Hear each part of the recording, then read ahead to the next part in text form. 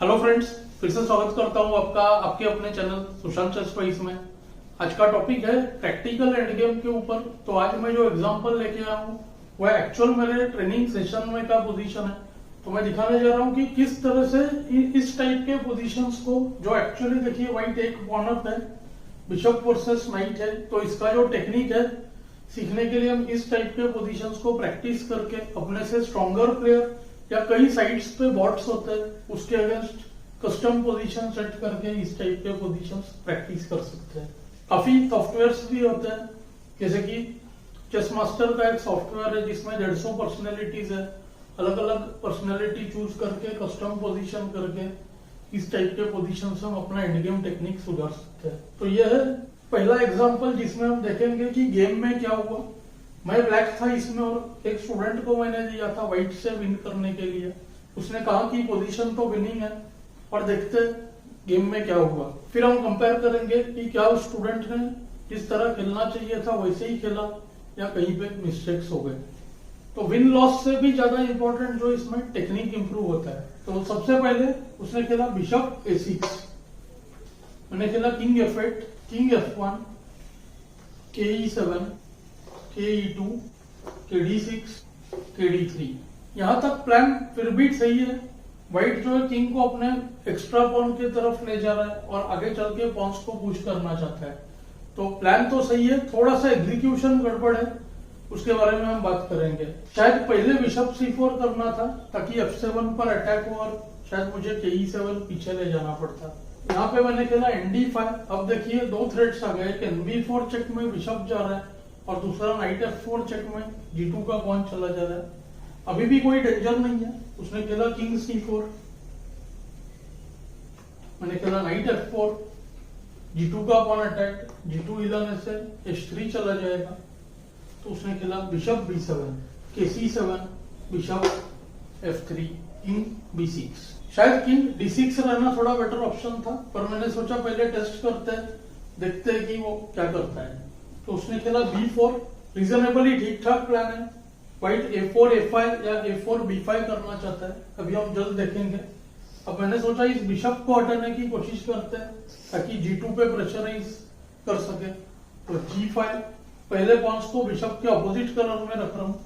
A4, एक तो idea है G4 करने का, HG FG BG4 को NG2, जितना हो सके इस साइड के पॉन्स को मैं कम करना चाहता हूं ताकि उस साइड पे नाइट सेक्रीफाइस हो सके और ड्रॉइंग चांसेस बने। उसने खेला A5, गुड मूव। वैसे A5 जरूरी था कि नहीं, हम उस पर भी आएंगे। KC7, king B5। अब यहाँ पे जो है प्लान थोड़ा सा गड़बड़ा रहा है। व्हाइट चाहता है कि किंग A6, किंग A7 करके B पॉइंट को पुश करे, लेकिन दूसरे साइड पे टोटली नेग्लेक्ट हो रहा है पोजीशन। और आप देख सकते हो कि KA6 को KB8 आएगा और सिर्फ B पॉइंट जो है वो पासर बनेगा। तो किंग को A6 तक जाने की कोई जरूरत ही नहीं। चलिए देखते हैं। H5, king A6, G4। मैंने सोचा KB8 करने से अच्छा है, थोड़ा सा टेस्ट करते हैं ओपोनेंट क्या चाहता है। उसने H takes G4, F takes G4, इसमें आउटसाइड पासर बनने का चांस रहेगा। उसने खेला बिशप E4, उसको किंग B8, उसको B5।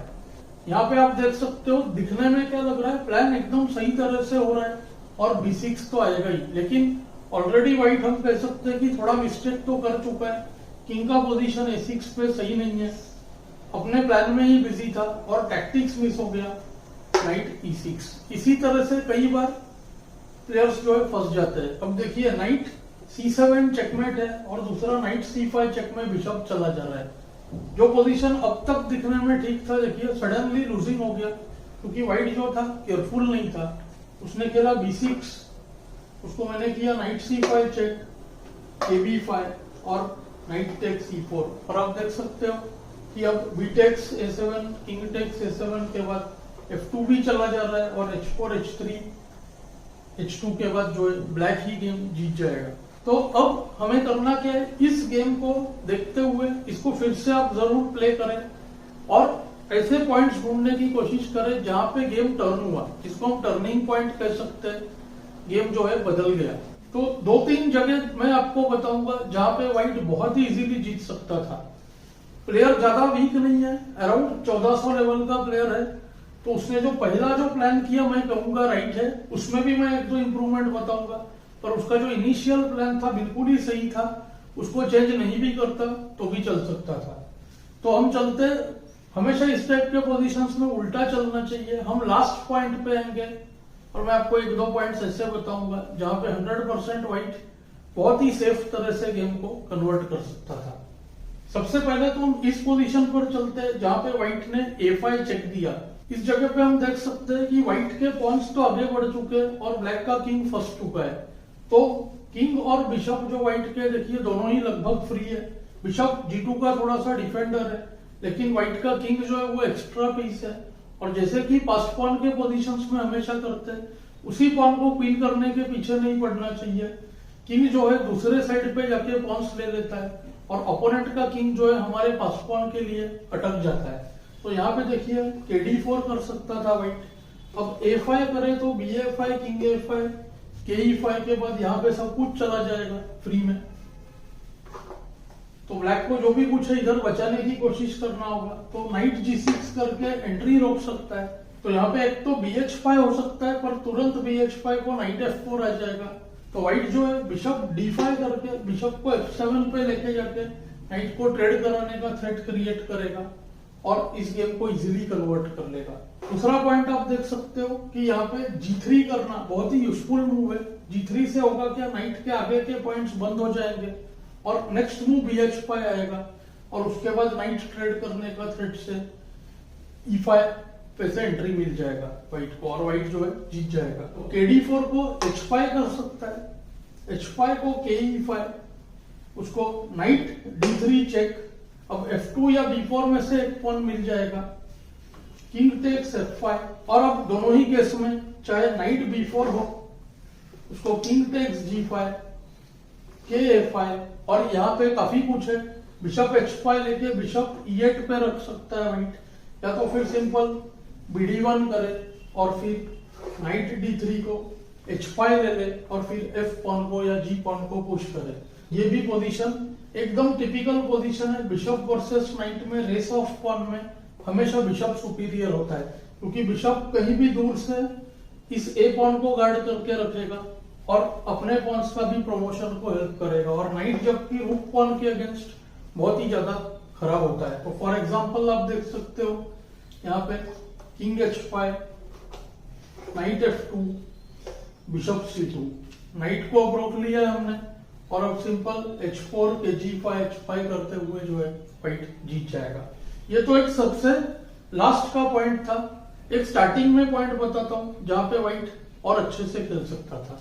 स्टार्टिंग पोजीशन में ही व्हाइट चाहता तो बिशप F3 करके अपने बिशप से व्हाइट डायगोनल को कंट्रोल करता और पॉन्स को ब्लैक स्क्वायर में प्लेस कर सकता था।